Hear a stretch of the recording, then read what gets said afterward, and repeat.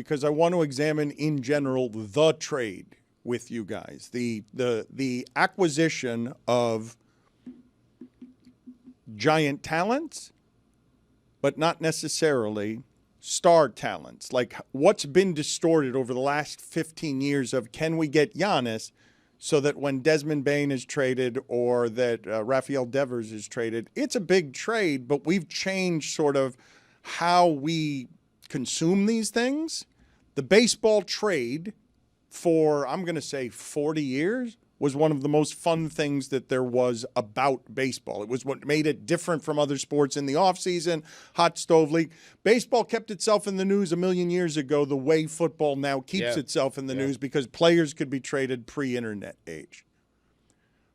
What happened yesterday to the Boston Red Sox, I know we don't talk a ton about baseball here, but for the Red Sox over the last 20 years to get to great and finally topple the Yankees and have something like Mookie Betts and then have the business of it.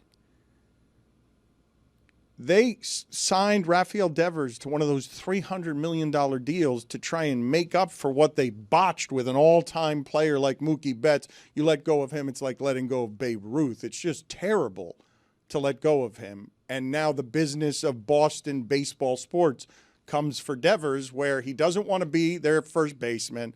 He doesn't want to be in Boston anymore. And so yesterday, the Giants trade for the best left-handed bat they've had since Barry Bonds, because he's a power hitter, and Boston is out of the business of like actually competing with the Yankees at the top of the sport, because they're saying, never mind, the new ownership group is telling you who they are right off the top. But baseball is such a weird sport. The Red Sox have won 5 straight. I think they're just 6 back of the Yankees in the AL East. Like, it's such a strange sport that even without their third baseman, who was a first baseman, who didn't want to play first base, they could still make it to the playoffs. They can. It's a weird sport. The Marlins did it. Yeah, no, they could. But what I'm saying is Boston is signaling, right? The Yankees are playing for everything. Aaron Judge is the monster of the day. Boston's out of the game now. Like, maybe they won't be, okay, but they're signaling to you, nah, the Devers contract, it needs to get out of here, even though he's a 3-time All-Star. He doesn't want to be here. But again, I'm giving you the symbolism of this was the make good for bets, and now they're out of both of the businesses. You don't just grow these players. Like, well, they got rid of him because he was a malcontent. Like, he was just not cooperating with management. He was refusing to play positions. Like, he and management were not on the same page, and it became apparent that they were just not going to resolve that situation. I know it sounds crazy, but, like, we're in a world of baseball where he's making 31 this year, 27 next year, 28 until, basically 2033. That's not that much in baseball right now when you have players making $60 million a year. So his contract isn't even terrible for what he is. He's just a situation where they just were not going to get on the same page as him. You're right. He was a malcontent, and they just shipped him off. Yeah. And it sucks for the fans. I mean, no one can feel what they're feeling more than us down here of, hey, look, your star player now is just traded to another team. But let me ask you guys this question, because I don't know how it would bleep with your head. Everything started with Rafael Devers because management paid Bregman, right? Like that, and they paid him, and no one informed him, and so he went from star of the team to no one's telling him anything to, can you play first base? No, I don't want to play first base. And it's like, that's what happened, correct? And I ask you, a baseball player cares nothing more about it than being great at baseball, and you tell him, hey, you're star of the team, look at all this money we're paying you, and here's this other guy, we're not going to inform you anything, and move to first base. And like, was anybody going to ask me? I mean, A-Rod played third. Okay, but the respect of it, does it not mean anything? Like, on just human terms, yes, go do what you're told, of course, but are you going to allow the humanity of that to actually reach you on some place that hurts? It can go both ways, though, right? Like, there could be the respect thing with the player. You gave him this much money to do X. And then the other side of it is, well, we gave you this much money. Right. How about you have some respect for us? We would now like you to do X. Like, it goes both ways, right? The funny thing with Bregman, too, is that he can opt out after this season. So they could potentially lose both of them. And then the Red Sox don't have really anything going on. It does go both ways, Zaz, but I do understand how a player is so good at baseball that he becomes a 3-time All-Star and he gets a contract that's worth $300 million. And the team signals to him and everyone, your team, big guy, you're the future. Well, am I? were you going to tell me that you guys already decided to move me positions? Yes, of course. Everyone's got a boss. Yes. But was anyone going to tell me, ask me, wonder, like, or wherever it is, wherever his hurt resides on, at what point do we get to a dollar figure that the person arrives at the own ego stature of, do you tell me what to do? Because I thought I was here of value to you because I was the third baseman and you want me to be happy and proud of what I do, right? In an emotional game where you're asking me to travel all over the country and stuff and everyone's tired like Roy because we're flying. You're asking me to be great at the top of the sport. You're paying me $300 million to be that. Don't I get personnel?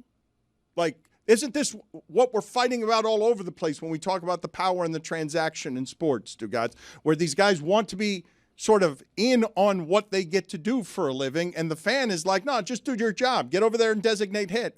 Just be the designated hitter. Go over there and just be a first baseman.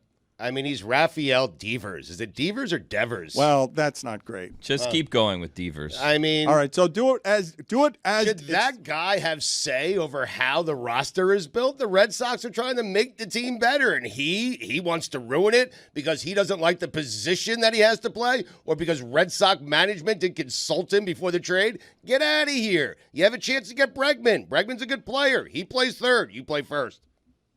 He's worse than Devers, though. There's that. Oh, yeah. Slump. Devers. I just wonder, like, how did the Red Sox... They must have thought that Devers was going to be okay with the conversation of, we would like you to change positions. Like, how did they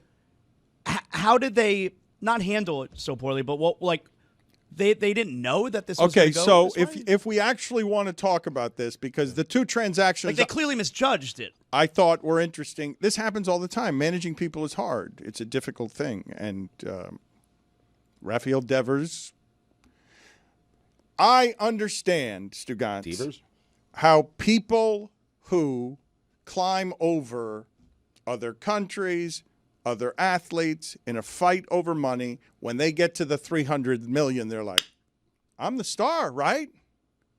I win three-time All-Star. Everyone knows that's hard, right? There are only a few All-Stars. I'm a three-time All-Star. I'm the star of your team.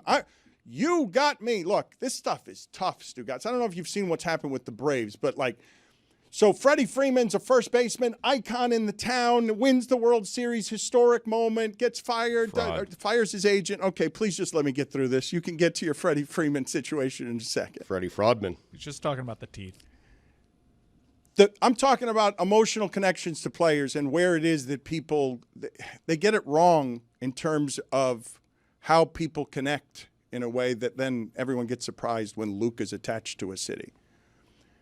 Brian Kinney did something great on this the other day. He's consistently great on baseball, and he was just talking about what the Braves did at first base, and they did something business smart. They got Matt Olson. He plays every day. He's just about as good as Freddie Freeman. He's amazing. Only problem is Freddie Freeman has been even better in Los Angeles, and he also plays every day, and no one expected Freddie Freeman to get even better because he was already as great as there was. So Matt Olson is something else at first base for the Braves than what was the soul of a champion team and something that was connected to community. Rafael Devers was a Boston Red Sox, and he was the make good on Mookie Betts. We traded him contract-wise. You made him the face of your team in a town where they still care about baseball like that, where they still care about baseball and where it connects. You really hurt them. It's something soulless. The transaction in Boston on a baseball team, you can't always be the one trading Ruth when you're the Red Sox and you've now beaten the Yankees. Like, the Boston crapped out on the game yesterday in public, and Red Sox fans, I would understand why they would be mad at Devers for not behaving and also mad at their franchise because it's like, oh, we're going cheap now. No? Isn't that what happened? Do I have it wrong? Like because Zaz is asking me a good question. Where did the communication break down? I'm sure they've reported this in Boston. And I'd wonder where the communication breaks down on someone like Rafael Devers, who doesn't necessarily have a history of loyalty to Boston as a market, isn't connected there the way Mookie Betts was, the way Freddie Freeman was. So it doesn't want to be there. like is unhappy in Boston, because be the malcontent in Boston, see how that goes for you. Be the guy who won't play first base for the team and see how nice people are in restaurants Yeah, like in then Boston. you're Carl Everett is what ends up happening there. No, your life away from Fenway's terrible, and your life there is not great either, especially when you start the season the way he did, just striking out all the time. Well, he's going to San Francisco. That's a pretty good spot, and they need him. Well, they haven't had a left-handed bat since Bonds. They don't have anyone who hits home runs like that. We're also just assuming here with the way that we're saying this that they're not going to spend that money on someone else, which we don't know. They got rid of him because he was a malcontent and he was just refusing to play in the field after they made him a DH. They're 10th in payroll this year. I mean,